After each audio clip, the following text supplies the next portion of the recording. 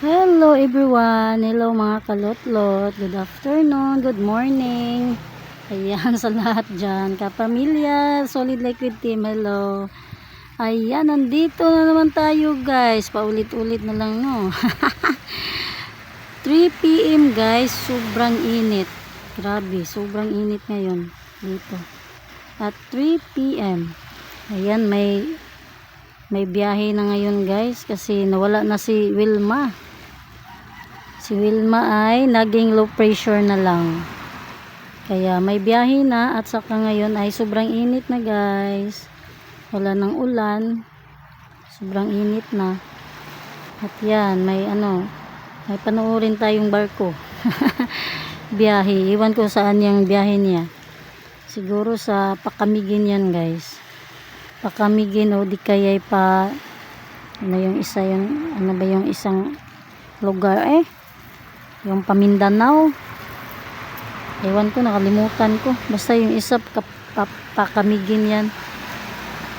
Yan yung barko. Sobrang init na, wala na si Wilma kasi. Ayan, magdaldal muna tayo guys. 3 PM. Walang dalawang bata dito ngayon. Kaya ako lang mag-isa, wala ibang tao. Pero ano lang guys, kasi ayan. Yeah.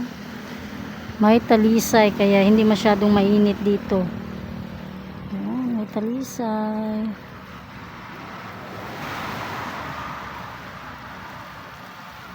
Ayan. Timingan natin yun ngayong ang barko guys. Kasi 3 PM na biyahe yan. Naka-timing tayo. Di ba pero may video na din ako na may barko. Na-timingan ko din yung barko. Ayan. Dito lang tayo ulit guys. Pahangin-hangin. Wala sa problema. Kung may iniisip tayo na problema, dito lang tayo. Dito lang tayo sa guys, sa Dalampasigan. Ayan. Dito sa Baybayin. Malapit na mawala ang pebbles. Malapit na mawala. Na lang konti na lang yung pebbles. Konti na lang ang pebbles guys. Konti na lang yung pebbles.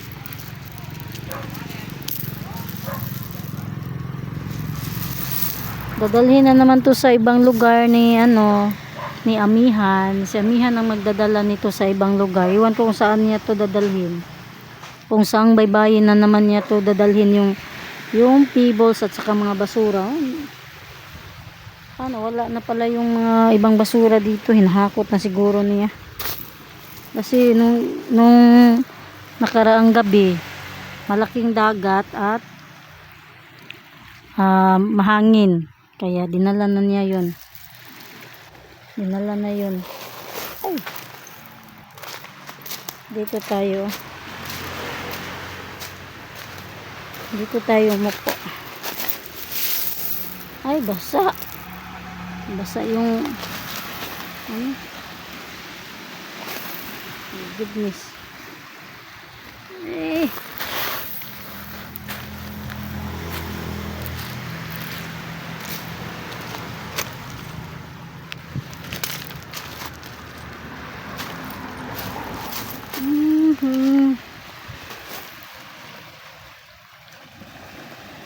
Ayan, grabe, ang init.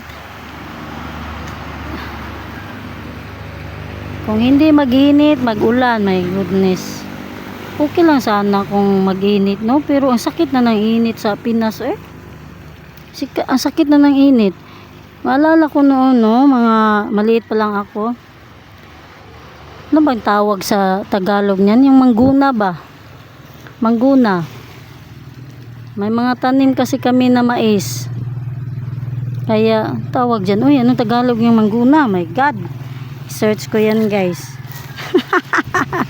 Yung mangguna. I-search ko yan. Anong Tagalog sa mangguna? Kasi ganyan ako noon, mangguna ko. Ang mga Bisaya lang makarelate nito kung anong mangguna. Pero hindi ako naanuhan sa init. Hindi ako nagreklamo sa init. Parang hindi ako naka-feel ng init noon na magmangguna kami tuwing 4 p.m. or 3 p.m. until 5 p.m. kami mangguna sa hapon. Sa morning naman ay 7 to 10. Pero hindi ko naalala na nagreklamo ako sa sobrang sakit ng init. Yung inano ko talaga noon na mangguna ako, nireklamo ko yung masakit yung kamay ko dahil may matinik na matinik, may maraming tinik. Madjong yung pangalan sa amin, guys. Iwan ko sa ano bang tawag sa Tagalog niyan. Basta sa Bisaya ay yun. Madjong ang tawag namin sa matinik na halaman. Kasi yung anuhan ko talaga yan sa kamay ko. Sus, ang sakit. Yun ang nireklamo ko noon tuwing mangguna kami. Ano bang tawag sa mangguna eh? Tuwing mangguna kami noon ng kapatid ko, yan talaga ang reklamo ko. Yung masakit yung kamay ko dahil sa madjong. Matinik talaga. Sakit ng kamay ko talaga at that time. Pero hindi ako nagreklamo sa init talaga. Parang hindi ko na-feel yung init noon. Basta, hindi ako naka-feel ng mainit na at that time. Parang ngayon na lang talaga na yung sinabi nila na ng ozone layer. Ay nako, kaya sobrang init na. Masakit na sa skin ang init, guys. Iba na talagang panahon ngayon, no? Kaysa noon na elementary pa ako. Ano pala yun? High school na ako at that time na mangguna. Mangguna kami. Bahala na yung mga Tagalog dyan kung kayo nila mag-search ano yung mangguna.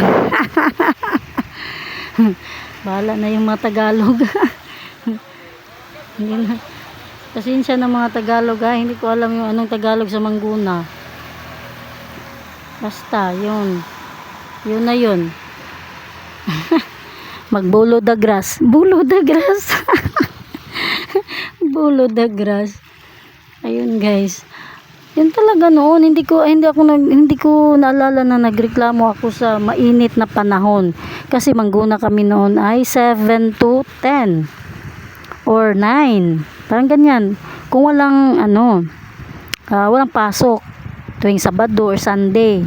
Sunday, sabi nila pahinga yung Sunday. Wala, mangguna kami niyan. At sa hapon naman ay 3 p.m. to 5 p.m. Yun ang time. Pero hindi ako nagreklamo sa init at that time, guys. Para hindi ko na feel yung init na panahon at that time. Iba na talagang panahon ngayon, no? Kaya yun, sakit ng init 3 p.m. ang sakit ng init. Ayun, habang nagdaldal ako, guys, lumayo na talaga yung barko. 8 minutes lang, nandyan na siya sa 8 minutes, malayo na. 8 minutes niya, nandyan lang siya.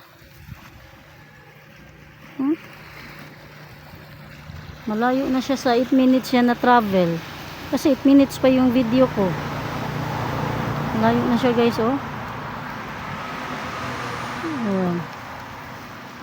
Feel ko talaga ang barkong yan ay punta yan ng Camiguin. Camiguin yan siya. Malayo na.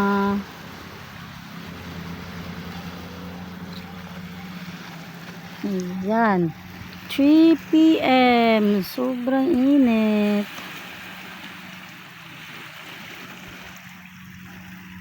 Yung kwento na hindi alam kung anong Tagalog. Basta ang English, bulo the grass. Bulo the grass.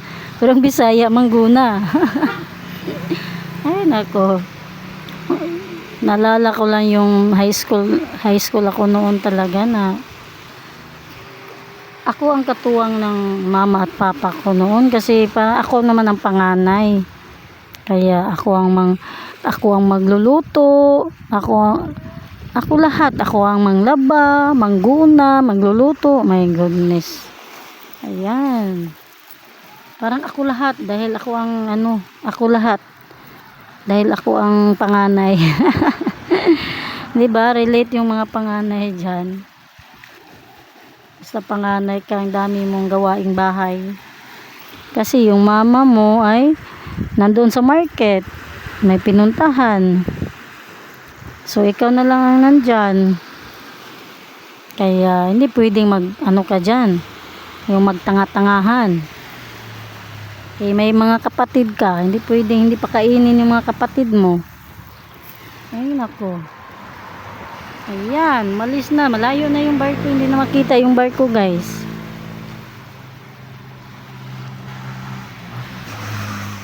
Naka-timing lang tayo ngayon. Basta ngayong mga ganitong oras ay yan ang biyahe ng Pakamigin. Magtanong ako sa kapitbahay namin, guys. Yung mga oras ng biyahe diyan para hindi ako maghula-hula. Hindi maghula-hula. Ganda na mga guys, mga pebbles. Ganda Ganda.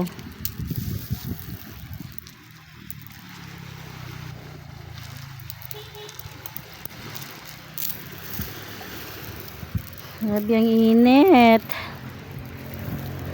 Sakit sa init.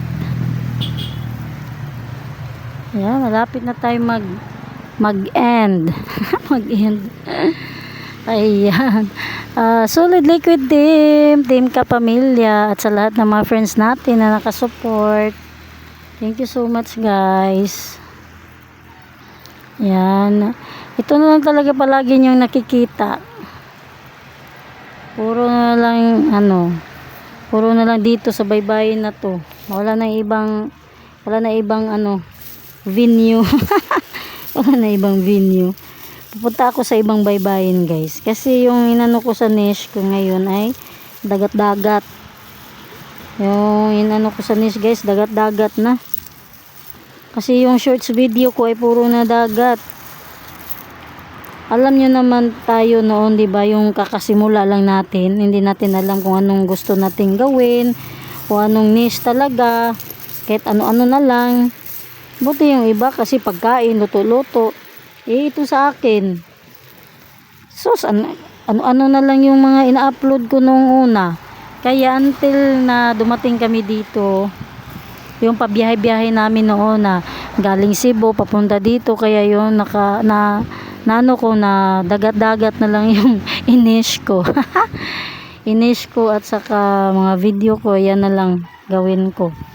Kaya yun, parang 1 year na tayong nagdagat-dagat, guys. 1 year na dagat-dagat, halos dagat-dagat yung mga na-upload ko.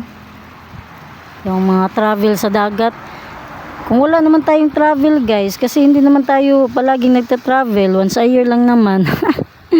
Kaya dito na lang tayo sa baybayin. Ayun, biglang nag-end pala yung biglang nag-end yung video ko. Ayan, thank you so much mga kalot-lot. And yun, automatic na talaga nag-end yung video ko, guys, kasi sabi niya daldal mong babae ka. Lumagpas ka na. Lumagpas ka na sa kuta. Ayan, guys, thank you so much for watching. Ayan, thank you so much for watching mga kalot-lot. Bye.